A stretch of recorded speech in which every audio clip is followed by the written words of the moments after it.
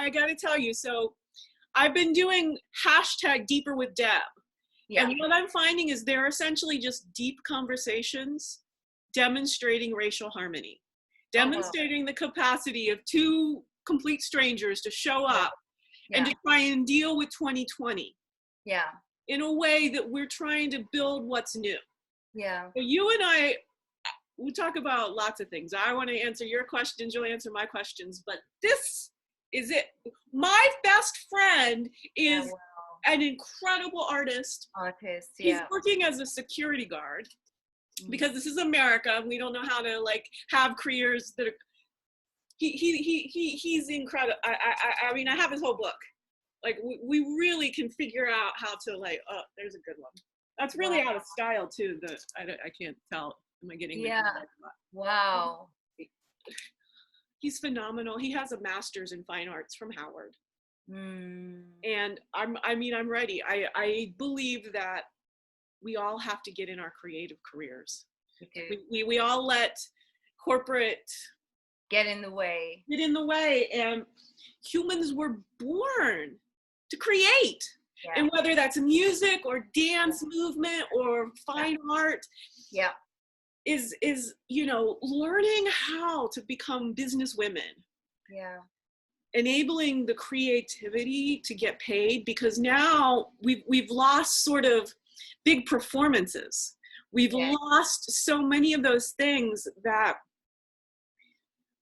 as we build them back, how do we make sure that the money doesn't go into corporate coffers and like it's stuck away? How do we take away all that middle layer person, but middlemen is really what it was, that they just took the human energy of creativity and said, oh, we're gonna, eight men have somehow figured out how to sequester 50% of the globe's wealth. And we're done with that. We are done with that sort of. We're over it. We're moving on now. Yeah. You know? And we've got this opportunity to, which, sounds horrible because people are dying and it's a terrible pandemic and all of that. Yeah. But I think this is it's been a really powerful way to rebalance a lot of things, personally, professionally, and collectively, together. I mean, we would never have met if this hadn't have happened, and it's also embracing that change. Yeah. And because I know, I would have been fearful. No, it's okay. I don't want to do it. Lovely to meet you. Great. But now I'm like, why not? Why not? And let's, brainstorm at it. Is the other thing that I'm finding is that we've all just gotten into this mindset that we should have minutes and notes and objectives. And what I'm finding is, like, I invented a crypto yesterday. I don't even know what I'm talking about, but I invented one yesterday, and I think I've really dialed into this concept. And working with a woman who has been learning to program, and I did software consulting and payroll for many years. And you see, and we're all sort of down in the details, and I'm like, no, we're the visionaries here. We can hire some people off of Fiverr. We can find other, people. It's using the feminine creative to think about how do we give everyone across the globe, 7.8 billion, well, some of them will be children, but every single human should be in their own truth. Their own building a right livelihood. That's this combination of, maybe they like to bake and they make a really artistic cake. And how do we promote that? Because we all want to eat cake. Like, why do we want to go to the grocery store and have everyone eat the same bloody thing when there are bakers who just will thrive on it? It's unimaginable to me that we let these systems of like mass industrialization dehumanize all of us. But it's not just mass industrialization, Deb, it's also mediocrity. I love that. Perfect place to go. Industrialization becomes quality shrinks, and we've become so used to that mediocrity that we've started to honor it, place it above everything else in our lives, walk towards it. We've all done that. And what I've seen in London, like the area that I live, is that what's happened with all of this, where you didn't want to get on a bus or a train to go to all these big brands to get your bread and your whatever, is that we're having to deal with local bakers, local grocers, local butchers, and remember that actually we are just a community at the end of the day. Yeah, is you know, think globally and act locally. Yeah. Like, what happens if these businesses disappear? How on earth are we going to continue getting fed if we don't right now? This is it. Is because food is, again, it's not about industrialization. We're killing the planet with monoculture, agriculture, and factory farming animals. I mean, this is genocide, not just of those species, but of our own species, because it is, right? Again, so here we are, that I used to be the person who wanted to be all in the language. But now I'm finding it more powerful to just be like, I can't even, I'm done talking. You can feel the energy of this, how wrong it is.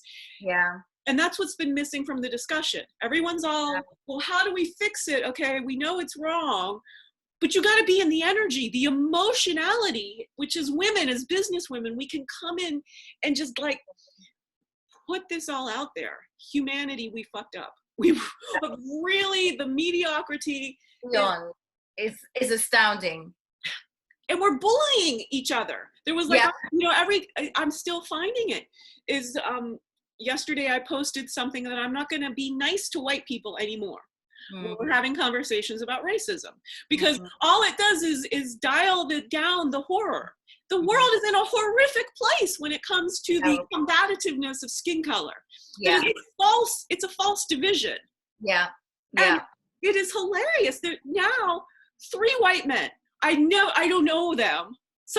Nobody's showing up on my posts when they're great posts, but somehow, some way, this article's triggering random people who know nothing about me to show up and start saying, your post. The Bible says, regardless of skin color, we should. Well, we don't get to that biblical wonderfulness if right now, here today, we don't honor how horrific it is. We have to be in today, and today means don't be nice about it. It is as simple as that. All of this like whitewashing of every discussion is got to stop. It's got to stop. And then it goes back to even the whitewashing of the Bible, because what religion has done has whitewashed the Bible. Because if you go back to the Bible principles, there is no way you can say, well, in the Bible, no, because religion is honestly, one of the biggest trickery, like, of mediocrity itself. And I love the Bible, but religion itself, religion is mediocrity, spirituality is the truth, if you see what I mean. So it's just like, let's go back to, if you're going to quote the Bible, at least quote it properly, if you see what I mean. Have you actually, I'm done with people quoting the Bible. I'm just like, okay, I'll just go read the Bible for my, and you know, the way I like to do, because I'm a philosopher and I use evolutionary logic, I'm just like, well, you know, the definition of Christianity is a story from 20 years ago. It's like, there's a whole much more of humanity to talk about. And there is really, to me, I want to get back to when we were all on the continent of Africa. I want to know how we stayed healthy. I want to know what the foundations of community were. Now, there were tribes, and there, you know, again, evolution is a process. That, you know, we all spread out and we wanted to do different things. We had different environments. So we had cassava, one place was the staple, and potatoes all the way up here were the staple. And we can learn to like figure out how to, again, create cuisines that are creative and exciting, and not just sort of dial into this shelf-stable white crap. Again, we've whitewashed our food base into white flour and white sugar. It is so pervasive that white people simply are just really fundamentally and I've done a little quote about this, that when you've bought into that, at some level, whether you understand it or not, and mostly they don't, you're understanding that you yourself are going to be judged on a superficial quality of some sort. And so again, so it becomes size. White people are horrifically judgmental of each other's size.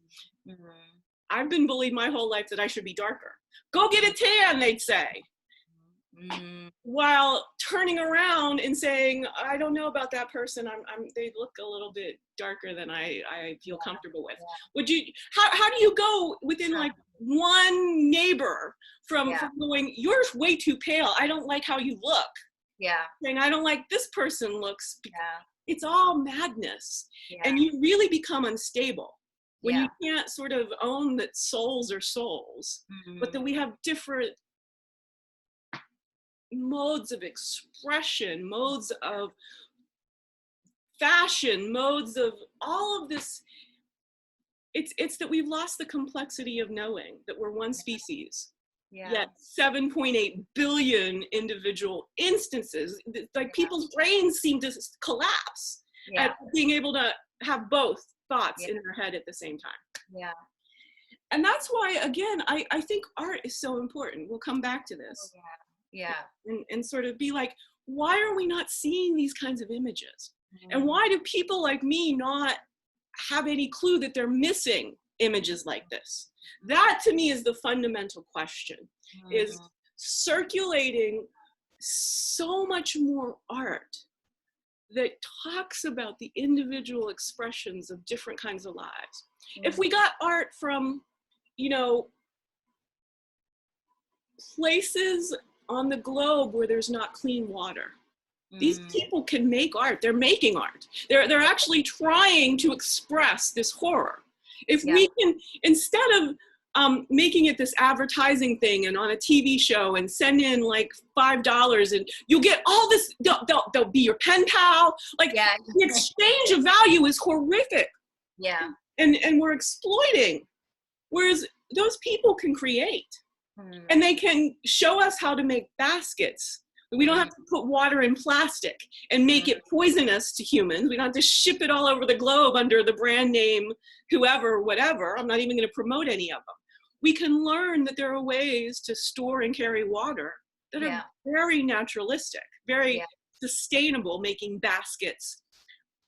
I just think that there's, in the art, we create the commerce that enables everyone to start to go, must have clean water. We must know that people have nutrition and shelter. Then we start looking into right livelihood. You know, this is a Buddhist concept that I think is really the key here. When if you're an adult, you are meant to contribute to the greater good. You're meant to be doing something that feeds your own soul and then feeds everyone else's soul. And we've made work mechanized. We've made people widgets, and chronic disease, horrific, you know, mind viruses. You know, the population is really in jeopardy. And if we just come back to how do we monetize human expression more? Not in the big, like, you know, make $1 billion, but in just right livelihood, keeping a roof over your head, feeding your family, that kind of expression, whether you're a jazz musician or a painter or a baker. Let's see all of these artisanal professions as worth sustaining, because otherwise we're all just going to work for Amazon and like life is over as we know it. You know? Well, that's it, and it's happening. But you know, and you know, for me, art is very important to me. It always has been. But and what I've always respected, because I've been collecting art for 20 years, and I've been collecting African art for 20 years, and what I've respected about the artists, because I mentor artists as well, is outside of my company, is this sort of, they lay themselves bare every time they they put the canvas on the wall, or they start you know, put the piece of clay together that's just a piece of clay for now, is the amount of vulnerability they put into producing a piece of art is incredible. Yeah. The rest of us that go about our daily experiences and then get paid for it don't understand that level of emotion that they just put into producing a piece of art. And so when I speak to them, it the artists that I mentor, it inspires me so much because they remind me of why I'm doing this, and even why I'm purposed to be on their side, if you see what I mean. And I think what's happening, I'm so passionate about African and diaspora art because it's been left behind, and it's been sort of like, oh, but it's just tribal stuff, and it's just too primitive, and all of that, deliberately for obvious reasons, is through the years, and contemporary artists have learned to say, well, all we've got is us and this and this canvas and what we feel we're purposed to do. So we're going to express ourselves on this piece of canvas or this piece of paper or whatever it is, and that's what we're going to continue doing. Whereas where European and UK contemporary art has gone, it's just fun, you know, and it's pretty or it's ugly or it's not, and I don't feel that sense of emotion when, not all of it, but a lot of it, because they've gone past that stage. If you look back at British art maybe 20, 30, 40 years ago, you'd be there. But now it's so commoditized, it's so commercialized, that artists have figured out, okay, so we've done that, or that artist that I love did that, I'm going to do this because I need to get paid. But African artists are still in that stage where it's so beautifully expressive. And I think the world needs to see that, you know. It's so true. And so my philosophy degree was based on aesthetics. And so I studied Andy Warhol when he did Brillo boxes and the Campbell soup cans. Yeah. It was essentially as if art was dead. Yeah. Philosophically, the historical, up to learning crafts and doing this thing that art then became about the thought process. Yeah. And there was a period when that was kind of cool, right? But then it really became that the money was the thought process. Yeah. That was, okay, well, you know, I want to just make stuff with diamonds on it, because people have to pay for that. Exactly. Yeah. And the money corrupts when the human soul and the human expression doesn't come first. Yeah. And I'm back again to maybe some of the cryptocurrency situations. I'm still brand new at thinking this through, but what it's about, blockchain, is about sort of establishing IP, intellectual property, which is an image or, you know, a concept. And then you have this public record that this artist thought about painting gourds and selling them as this way of bringing back the damage of not having clean water and having to walk 5 miles back and forth, expressing with real goods just the concept of this, putting that on record. I had this idea in May 2020, and then the execution goes here, here, here. These become little chunks, so that at a certain point when the money arrives, you go back and say, oh, I collaborate with this person and that person, and I got my paints from here. So it becomes more of a bartering and a service for people who aren't about the money, because you've made a human relationship. Yeah. You found somebody who can give you this pigment, and then you talk a little bit more about the idea, like we're doing. We're just sort of into the brainstorming of this, how to make even just regular daily goods artistic. That come with that human soul attached to it. Yeah. It's something that currency is going away, right? The physical paper money is now a disease vector. It was pretty much almost at the point we wanted it to be electronic, but now it really is going to be. Yes. So if we start thinking, how do we help artists create a Bitcoin sort of a situation. Something that says that if this image, the big one was the little image of President Barack Obama, is when that image then starts to become completely viral, how does all of this sort of human energy feed into that artist? And some of it might be money, but a lot of it is like, I'm onto something. And when you're creating a new art form, can we just have abstract expressionism from Africa? Just in the pigments, just in the natural, instead of always needing it to be seen as tribal or this and that. There's clearly a market, I would feel, for what does this color invoke? How did this pigment get created if somebody doesn't go to the Mega Mart and buy, acrylic off of the shelf? There's a world of, I just love art. I love thinking about human creativity, that we can dial it in, dial it up, dial it around, see it as something we want to spend our daily lives with, but then also is something that we don't. That going to that gallery and being shocked is part of it as well. Yes. It's this, humankind is just brilliant. Yeah. And it needs a real new way to create livelihoods for people who are focused on sharing like human potential through their art, through their conversations, through all of this. Yeah. And I think there's a crypto situation that I want to get involved in. Yeah.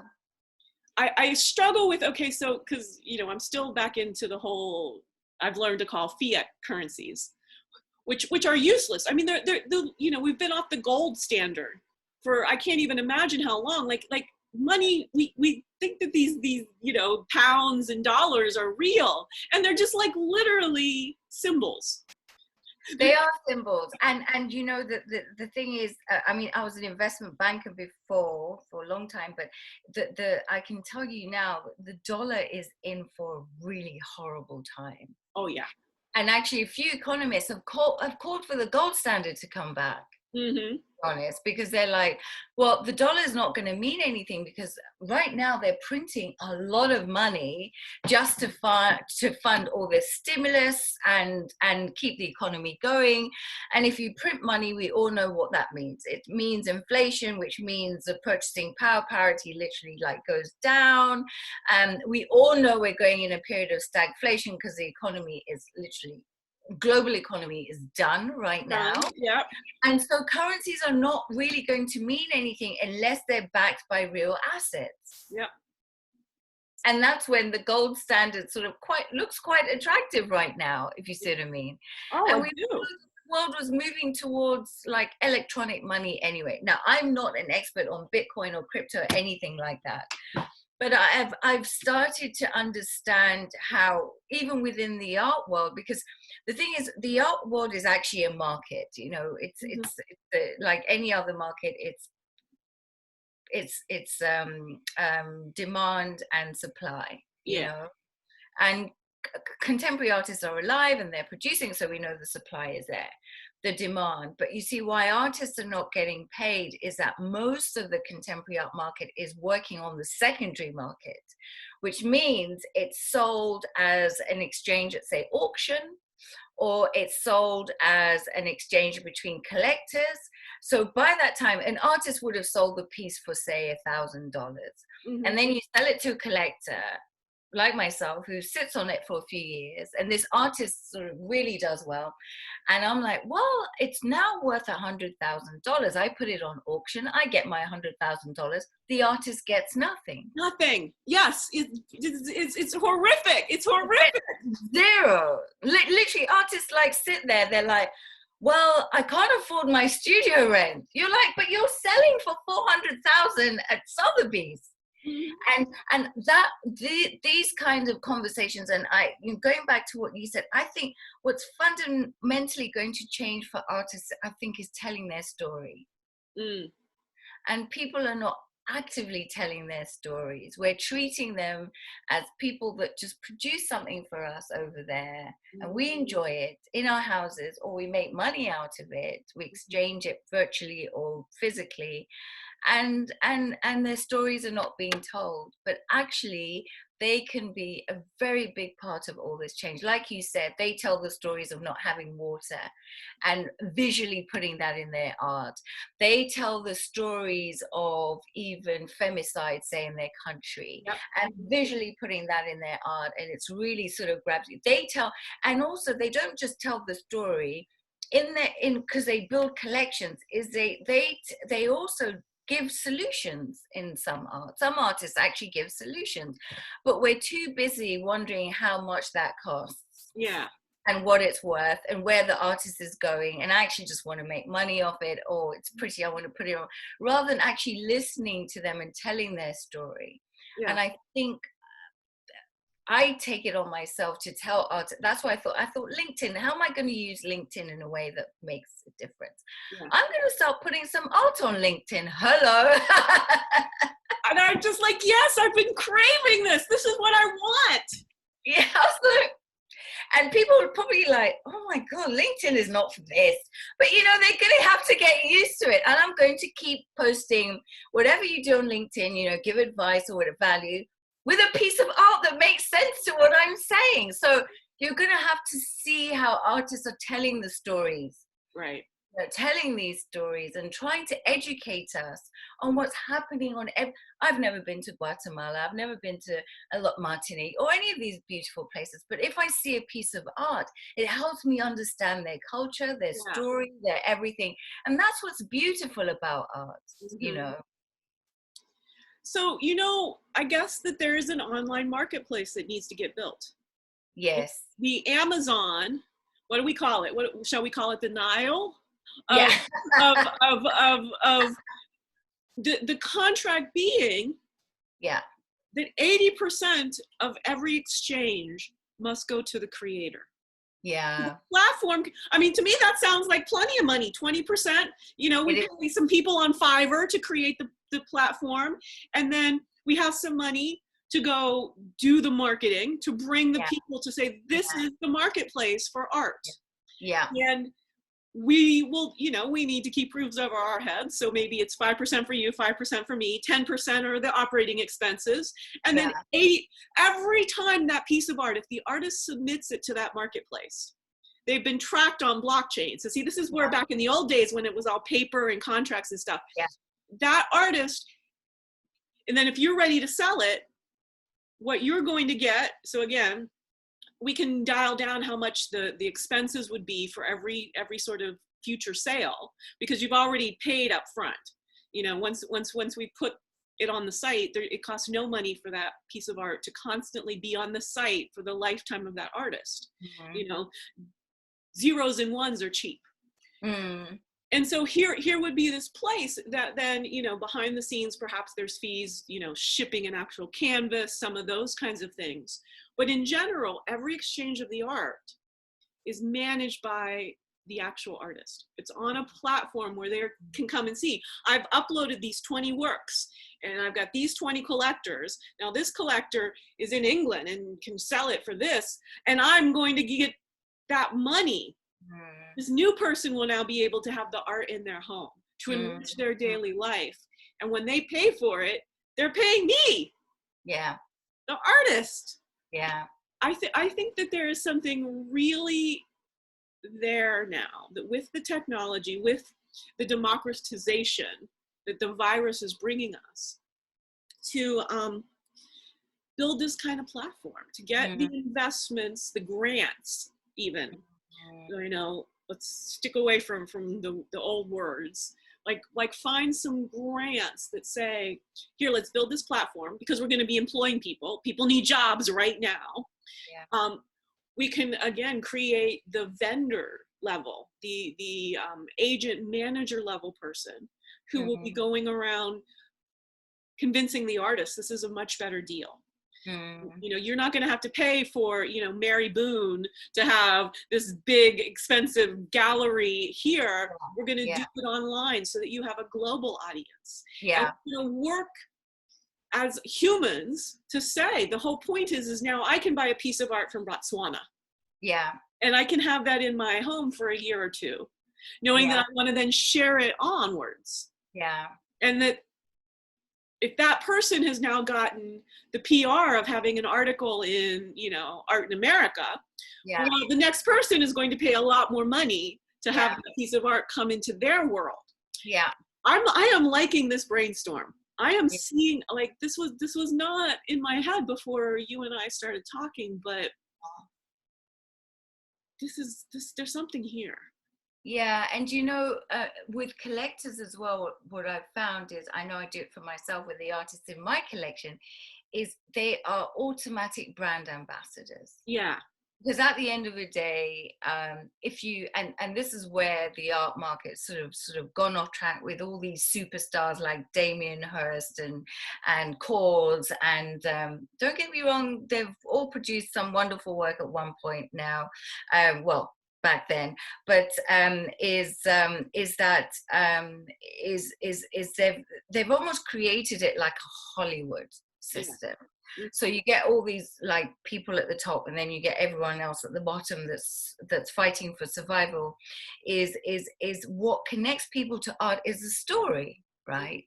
And if the story is missing, we don't connect as humans, and we don't see the humanity in other people if it just becomes a piece of art or something I can make money off. And I think those stories can be put into an online platform that galleries frankly have lost the time for deliberately, because they're all fighting for survival. Galleries are just shopkeepers at the end of the day, working hard to pay rent. So they're like, oh, Freda, I really don't have time to engage with that artist. I'm like, but you've been representing him for 4 or 5 years, you know, like, tell the story, let people connect. So what collectors are missing, and I know collectors of African art that I know, just either they live in a country where they can go and see the artists and support them, so they're patrons not in the sort of big foundation way, but they're patrons on the ground level, where they're like, well, I pay for his studio space, you know, 6 months of the year, or I buy expensive paints for him that come from abroad and stuff. But what collectors do is they want to connect to artists, and we're losing that. So it doesn't mean you just have to connect to an artist in your local area. You can connect to an artist in Botswana. You can do a webinar with them. You can do a Zoom call now and say, hey, hello. So a platform needs to also integrate all of that to really make it powerful, that actually we're going to give you the opportunity to connect with this artist. So it's not just a pretty picture on a website. It's actually a relationship you're building with them. Relationship. You're marvelous. Like, because this is, again, it's this, it becomes a recording. So then other people can come, okay, well, these two have just had this marvelous brainstorming session, and you know, I want to change the world. Let me invest $20,000 to get this idea. Because if the platform also contains the communication, you're back to never letting the artist get out of the loop of being compensated for what they've created. That's the key. That's the crucial key. How is the artist always top of mind? Not the painting. The painting really isn't the point, right? This is again, I think as women, we have this capacity to go, yeah, but the point is this was the life of my friend for like a week. That it's this encapsulation of everything he was thinking and all of the images, and it's lovely that it's here, but I would be gaining something if it went to somebody else's house. Like that conversation of the next person who says, yeah, I want to look at this for a year. So then I've now become a relationship with the painter. I'm becoming in a relationship with the next person who responds to the same piece of art in the same way that this belongs in my home for me to love and deal with for this limited amount of time. I'm not going to lock it up in a storage locker that I'm not going to only have people see it when I host my yearly cocktail party. Yeah. Is part of what gets baked in, is that we want the art circulating. So then I get to meet the next person and sort of share it, whereas maybe that person goes directly to the artist, and the artist is now, hey, let's have Deb move this on, and what's the amount of exchange, and how much does the artist get, and how much does it cost to ship it, where is it going? This all can be democratized. Yeah. Such that the life force of the artist is never out of the equation. Yeah. With the videos, with the Zoom calls, with the 3 people going, okay, let's just exchange this. Then it's, you know, there's no sort of subterfuge or somebody adding in an extra 20% back over here or doing that. Yeah. It's just a direct human interaction of a really precious symbol of human life force. Yeah.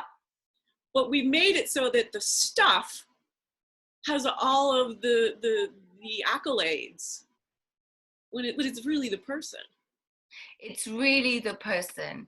And that's the thing, you know, all these galleries that have gone online in museums, and I commend them for pivoting quite fast. Mm-hmm. But at the same time, what I've seen is like these, in terms of artist focus, is like artist in focus. So that I get an email and I get the artist's work and his bio. I could have Googled and got that off Wikipedia. I could have done that work myself. What I want you to say is, if anyone wants to meet the artist, actually, he's going to be online for an hour on this day, and you're going to get to meet him. And also collectors who collected the same artist.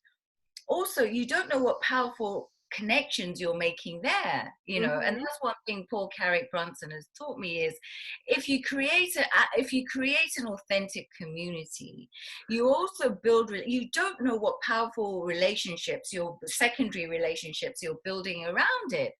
And we live in a global world. I mean, yes, and that you somehow get this web going that's actually quite beautiful, you know. And collectors will be like, hey, oh, hi, I know you live in Paris and you collect his work as well. Great, you know, next time in Paris would be great to have a drink or whatever. And you just never know.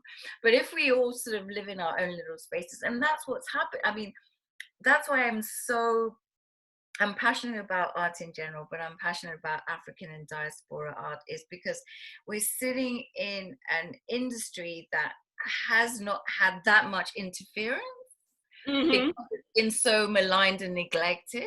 Yeah. Actually, we can build the future in such a beautiful way. And this time represents that, where we're all starting to connect and see how we can connect and put all those pieces together. So when people say, oh, but I mean, African art, why are you bothering? There are not many galleries in Africa. Do we need galleries? We do not need galleries. Interfere in the process anyway, you know, bless them. So that's what makes it more organic. And again, let's marry the visual arts with music or with dance. So if we have a gallery, the galleries are now about these events, and the events are multimedia. They're coming to meet all of these humans. And do some movement and evaluate it, and don't lock up human energy in your own home for your own stuff. Yeah. For the rest of your natural life. But again, there is this place where it's really important, but next year, my 2021 painting will be different. That I evolve, you know, instead of just going, well, I'm holding this until it'll pay for my retirement. Yeah. Art is meant to circulate. Oh, it's meant to be seen.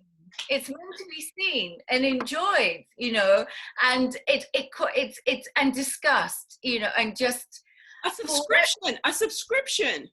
Yeah. So we create sort of the wine club of art that says, okay, you know, and you can do visual, and you can do, you know, little tiny portraits, or you can, you know, the cost of the subscription will be if you want canvases.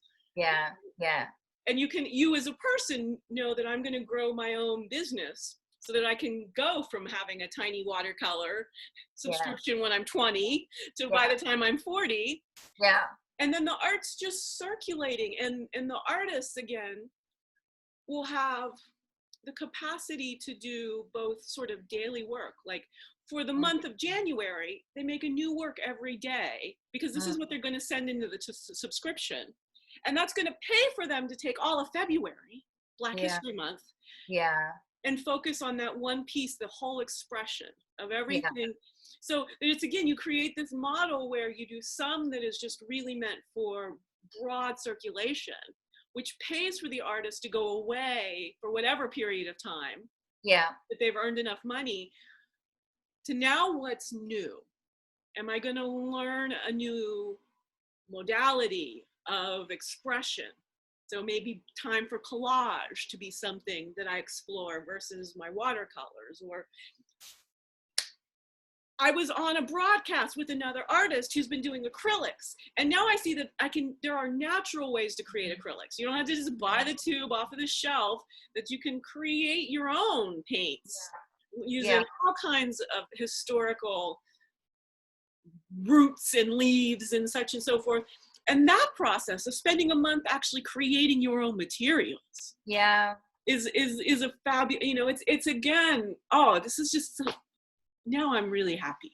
Like, and I think this is where we started too, is, I mean, the world's in turmoil and it's horrific and people are dying, and I didn't want that to be the case. Yeah.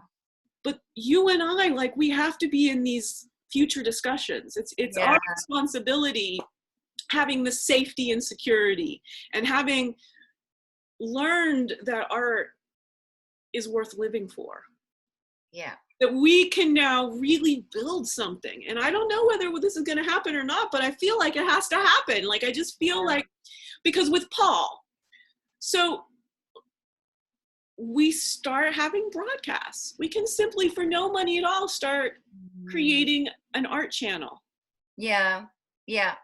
Is because it's sort of a concept, like, you don't need to now buy bandwidth or it's like you buy, you know, one little StreamYard subscription, and we can just start saying, show up, bring your art. And there was the one where, I think it was Nakata, who was in Jamaica, and he had a whole bunch of problems with it was one of the Mentor Mondays. I think there's only been that one, actually. And he couldn't, the voice wasn't working, but at the end, he brought on his book of poems and paintings, and was the last thing that we got to see. Oh, was it the guy in Jamaica? The guy in Jamaica, you know, exactly. See, I was just so thankful, because any other host besides Paul Carrick Brunson would have been like, sorry, bruv.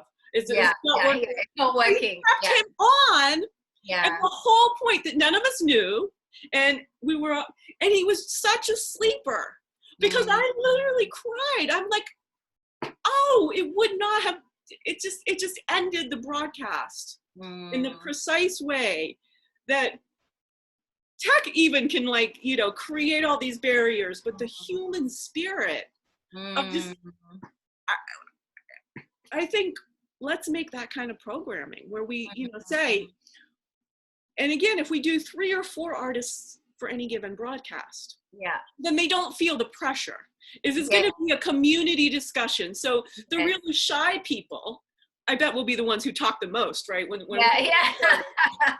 you know, there's that perception in the old world of broadcast TV and studios and official interviews. I mean, again, everything that Paul does, it's like I go a step in a step. So being a good host yesterday was the topic, and I loved it. I was actually listening to it again when our meeting started. I said, let me just listen to that again. I can't stop listening to them, and it's just like this whole notebook is just filled with ideas. I know. I've got one, Deb. I've got one too. So we're going to make something happen. Let's do a time check here. We got about 15 minutes and such and so forth. Let's figure out how to bring, like, a blockchain mentality, so that becomes this public record that an artist always owns their images, their music. Let me figure out how to get that through. Yeah. What we would need is like basically a seed investment. And this is from one of Paul's, so this was the Versus thing, where the thing that he did on Versus was create a platform. Yeah. So I wrote a movie. I'm gonna digress here for 1 second, but I think it's really important. I wrote a movie, which is about me going to Botswana in northern South Africa. Yeah. I lived in South Africa for 10 years, by the way. I did the Brow Bar. I mean, it's like we have all of these intersections of it. Yeah. I wanted to be in Botswana during the plague. I actually, the movie, and this was submitted, it's date time stamped on the internet, from June 2019. I called it All Seasonal Sunlight Flu, because I'm a girl. So I sort of saw that the pandemic, the reality, seeing that it was going to happen at some point. Mm-hmm. And I called it All Seasonal Sunlight Flu. So you get sick for 5 days, well for 2. Sick for 5, well for 2. Sick for 5. So by 3 weeks, the whole sick leave system of the US of hypocrisy is gone kaput. And I didn't realize how horrific it was going to be, because I'm a girl. But that was the evil villain of why I'm in South Africa with my friend from college, and we're over there again looking at how do we stay healthy back in the day, because this is my transformation of losing 140 pounds since I've turned 50. This is all happening because I got my health back. So it's like, why am I so overwhelmingly like on in this brainstorm and finding the right collaborators and going, I can make this happen and that happen? I got my health back. Wow. And it was white fragility. It was all of this way that kept me having to insulate from, I'm not like that. This is not how I see the world. But that was the environment that I grew up in.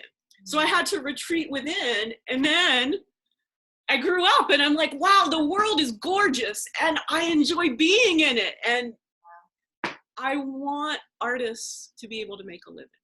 Like if that is a legacy that I somehow, even just initiated. But I think it takes somebody like me to have the integrity built in the system. Well, yeah. Because I'm just not going to have it that somebody's going to figure out how to make their own little wealth empire. I want the platform to be about the human energy always being recognized at the core. Yeah. That every single time that art gets moved on, we know the artist is getting their own royalties. Yeah. And a significant portion, again, maybe 80% is a little too, up. But again, so maybe possible, because galleries take between 50 and 60%. Yeah. And they've got rent and all that kind of stuff. And which is a lot. Galleries take a hell of a lot, but artists on some online platforms, they get 75%. Mm-hmm. So that's pretty good. That's a good way of democratizing it. But because they're not sure of the system and they're not involved, the thing is, they're so divorced from the system. So building a system that allows them to have relationships within the system, or some equity and agency within the system, is what's going to be the game changer.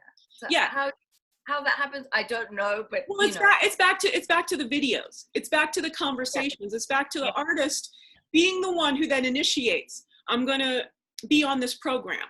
So if we think about this as a platform and as like a multimedia channel, so what's going to happen is we're going to have, Wednesday wisdom, and we're going to want the artists who want to talk philosophically about what they did. And then we can have like Thursday thoughts that are just real practical, like, and that you would start showing up for this programming, both as an artist and also as a collector. Also as just somebody curious about meeting artists in Botswana. So there can be every country or every city or with genre. So in Botswana, we've got watercolorists and we've got video artists. Yeah, we've got sculptors, And you build in this capacity for the platform to always be showcasing the person. Yeah. More than the stuff. The stuff is again, it's a coin of its own. Yes. Right? The stuff becomes the aha. I have paid this artist to be able to live for the rest of this year. And this is what I get to show, you know, this is the proof that I've enabled a life to continue for a year. Yeah. Is then we've really just, I mean, because it is about not money like in like pounds and dollars, but it is in this exchange of human energy to keep people alive. It's more of a service, and a service of always having the capacity to not discount your own humanity. When you live with a piece of art like this, I can't play small anymore. I mean, I did for a while because I was bullied into it. And I can't say that I only want Deb to succeed, because I want Troy L. Johnson to succeed probably first. Like whatever I do, it's more important that he gets to be able to continue making art. Yeah. And that's what happens, I feel, when you get free and clear of the legacy of like capitalism, is you immediately see you don't need all of this stuff.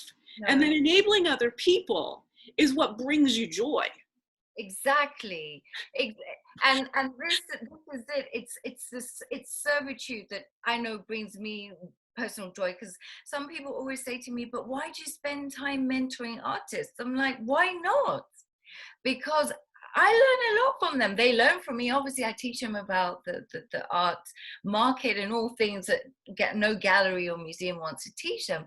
But it's just I think what we need to bring back is the human side of art, the stuff that we understand. What are our experiences and commonality? Because we do, you know. And this lockdown is going to happen again. This is going to happen again. So everything has fundamentally changed. So are we actually going to build a world that we can be proud of, or are we going to stand here and look back and say, oh, but I wish it was like it was then, and then be locked down again, and we're all, you know, living in isolation somewhere within our own little spaces? Or are we actually just going to build platforms and systems that allow us to actually relate and love and laugh and feel all the things we should as human beings, you know? We have sorted this out conceptually, because it's, all I can sit here and go is we're even having open studio broadcasts. Well, do you know, Open Studio, thank you. And I built, we haven't got long, but I'll tell you about a platform I built last year. It was called the Collector Series. It's actually on the internet. I'll send you the link. And it was basically a way for collectors to network, of African art to network and share. And I deliberately excluded galleries from any of those things. Mm-hmm, mm-hmm. I mean, they were like, oh, can't I come? I was like, but no. And because I wanted the collectors to actually meet and talk to the artists and maybe the curators. And one of the things I was passionate about was studio visits. And when I told some people, they're like, the studio visits. And I said, do you know how powerful it is, first of all, for an artist to invite you to their sacred space? One. And then two, you just get to see the whole process of their work, you know? And they were like, and then when people came, they're like, oh my God, Freda, I didn't realize how powerful studio visits are. But what you're realizing now with the internet and with this shutdown, a few African artists have gone online and did virtual studio visits. Uh-huh. And one of the ones I mentor, I'm like, you will do a studio visit. And he's like, okay, I will. And he loved it. And then people are like, oh, I didn't realize that when you took the picture of that motion, this is how you developed it. And I was like, well, that's the whole point of studio visits, guys. But now we can do it. We're going to do it, and we're going to put a container around it that Paul Carrick Brunson can be sort of the you know, titular, the sort of, you know, get to perhaps Oprah, Ms. Winfrey kind of, to make this be like, because other people are having this idea, but they're all trying to buy their summer homes, and they're all trying to do it so that they have this prestige. Yeah. But to enable it that everyone who's participating, the goal is nobody gets to be bling rich. Yeah. Until everyone has a sustainable livelihood. Yeah. That's what you're buying into. Well, the artists are all showing up. They're all showing up. The artists have said, okay, because what happens is the platforms. So even like IG Live, who's getting all the money? Is IG Live is getting the advertisement fees. How is Versus making money? Is it's all going to fucking Facebook essentially? It is. But they need another cent. They can just stop earning money. Yeah. For the next decade. Yeah. and this is where I come in, right? Put me on at the one who's making this platform, and that's what I'm gonna say. We can literally, all of us, choose to not spend another dime on Facebook, and they'll succeed for not. They've got a decade's worth of money. They have to change all their crazy like take over the world, need all this money plans. Good, let's do it. And we've got, because I keep the Jamaican stock market, so that it's a closed market, and that we could, again, offshore from some of our more risky countries to everything is going to start localizing a lot more. It is.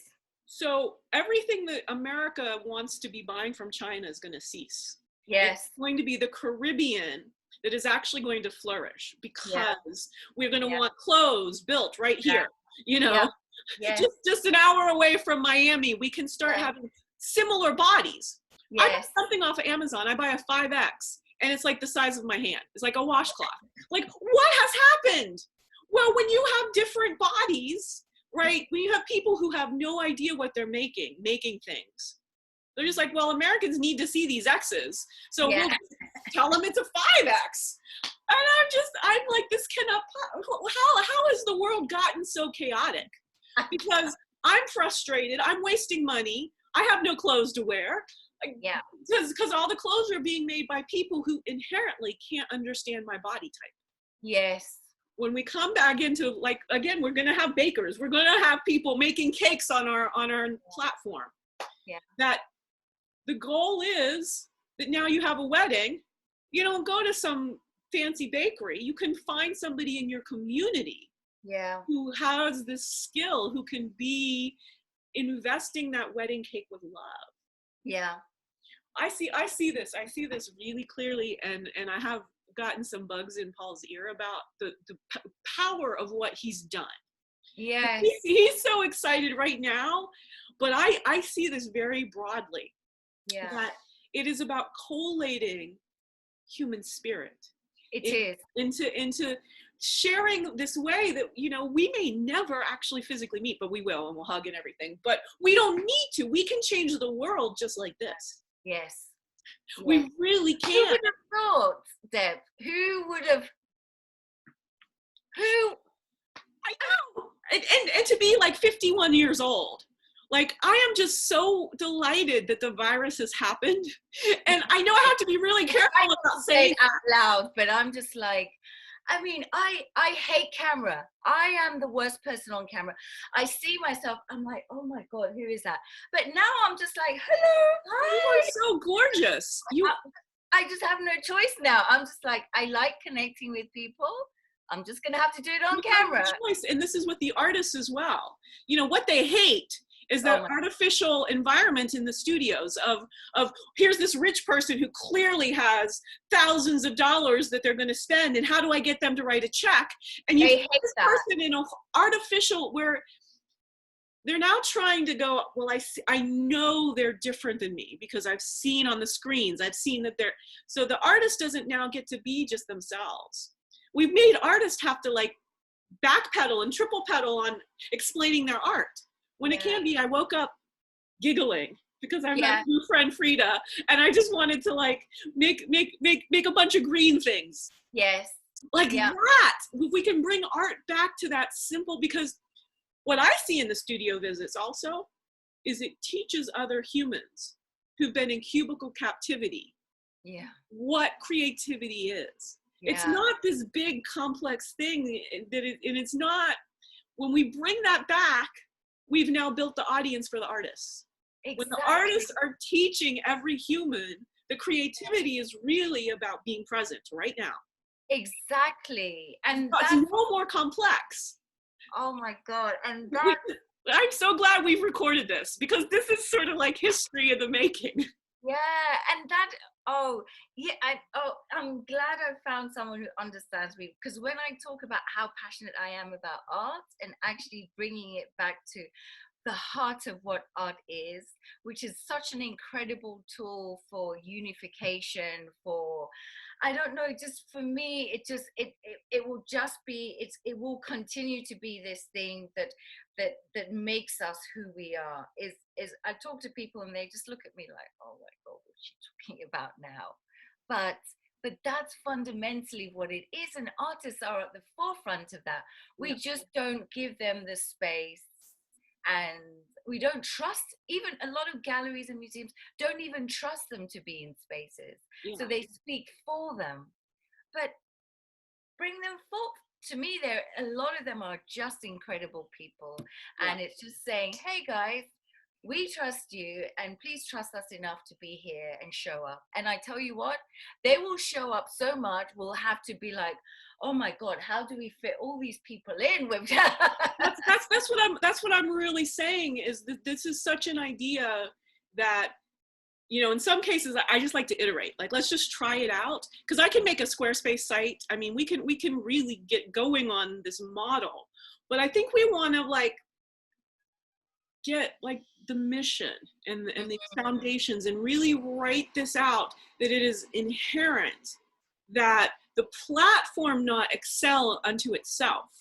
The platform is only going to ever be about forcing the human spirit to be the product. And there'll be some paintings and some sculptures, and you know, perhaps some recordings of dances, you know, all of these things, but recording human ingenuity as it's happening. The creative in business is just as creative. When you come at it, when we've come at this way, who knows, still again, you know, we won't be able to pay our rent next month, but we can both see that we've now kind of sorted abundance in the future for many humans to be able to pay their rent by 2021. Like, and that's been the lie of corporate America, that we take all of these brilliant people, they all have degrees, and all they do is sit there and make money for this one entity. And that's all they do. And it is so taxing for them that they can't even go and enjoy art on the weekend. They've become so discombobulated from their own human spirit, because all they can do is fall asleep or overeat, or you know, to cope with having to go back into that cubicle 48 hours later, and you've barely been able to deal with being in it. It's just crazy. We're gonna free human potential somehow, some way, through just loving images. Like, and have I shown you this? Because this is the next step. So he did paint me. Oh wow! Isn't this gorgeous? Yeah. This is the next step then, that the artists meet people who they want to make immortal in a real, honest way. Not in, oh, this is this beautiful person on a TV screen, as in, this is this human who's become my friend. And I can see, even though we look nothing alike, because you know, I just have to say to many thin women, where's your portrait? Right? How many portraits have you had painted of yourself, even though you believe that there's something wrong with being in a larger body? This is a whole nother level of what will happen, that people will fall in love through creativity as humans, not in all this romance and all these, but in just like, wow, being like a global human is Mm. really cool. Mm. Is I can just see that the art will start to become that much richer. Yeah. There'll be so much personal interaction, and the artist is always going to get paid when the art keeps Yeah. moving. Like Yeah. that's, I mean, you said it, and I hadn't really, the way you said it was so succinct. That's the fundamental dehumanization point. Is the artist never knows that you just made $100,000. And you in the gallery are all lovey-dovey and everything. And this poor artist is like wondering how to get another tube of, you know, yeah, raw sienna. It was like, yeah. I can't make, you know, Yeah. any more, you know, ground. Yeah. Crazy. All right. Thank you, Deb. Thank you. This has been brilliant. Yeah. So we're gonna go put our big brains on this, sleep on it, and do things. Yeah. I have plenty of time, so I'll let you reach out when you're ready to say what the next steps are. I'll be doing some research on crypto and some blockchain. So like, how do we use high tech to enable all this human stuff? So we'll and I'll send you a couple of links. There's a couple of podcasts, and there's a sort of there's a website, an online website, but it's completely different. Just to sort of get an idea of the future. And you know, once again, we can build. There can be an umbrella of these things. You know, we don't have to really start from scratch. We can pivot things, but it's more about, I think it really is. The concept is the artist shine, not the platform. Not the platform, yeah. But the platform has to be full of integrity in order for so the platform can't be invisible, right? The platform has to be, if it doesn't have its own capacity to have an economic base, then the platform becomes corrupt. Yes. So there's this both and that we all raise together. Yes. Yeah. Then we can all just be human and everyone's taken care of and roofs are over heads across the globe. And then like there's no problems. Like crime goes away. As soon as everyone has a job, there's no crime. No, true. There might be misunderstandings, like someone picks something, but there's really no crime if every adult human has a job. Yeah. And if every human has a place to call home while they're looking for a job, there's no crime. Yes. Like it's that simple to remake planet Earth. Yeah. We can do it. We can do it. I know we can. And we'll have so much fun together, right? That's the other thing, is not doing it because somebody's written you as your boss. Okay. Yeah. But because you've met somebody who you enjoy spending time with. Yeah. All right.